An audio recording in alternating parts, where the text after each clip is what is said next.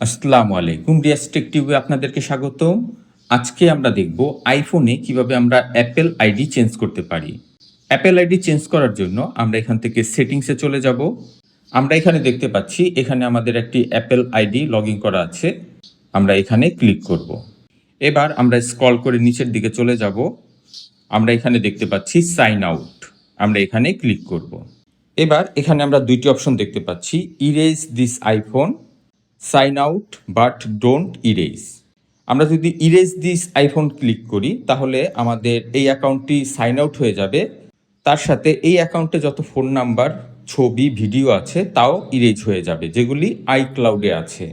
R sign out but don't erase যদি আমরা click করি তাহলে আমরা অ্যাকাউন্টটি লগ আউট করে ফেলবো, কিন্তু আমাদের ছবি, ভিডিওগুলি ডিলিট হবে না। তো আমি এখান থেকে সাইন আউট বা ডোন্ট ইরেজ এখানে আমি ক্লিক করব।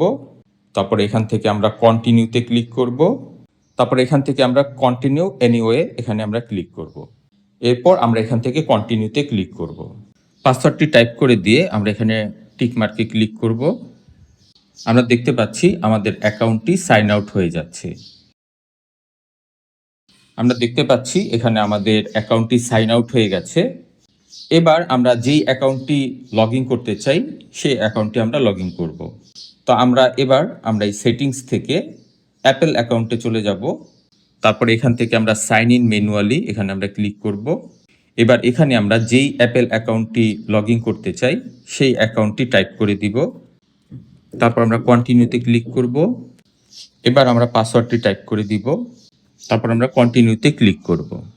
এবার আমাদের ফোন নাম্বারে একটি ভেরিফিকেশন কোড চলে এসেছে, সেই কোডটি আমরা এখানে টাইপ করে দিব।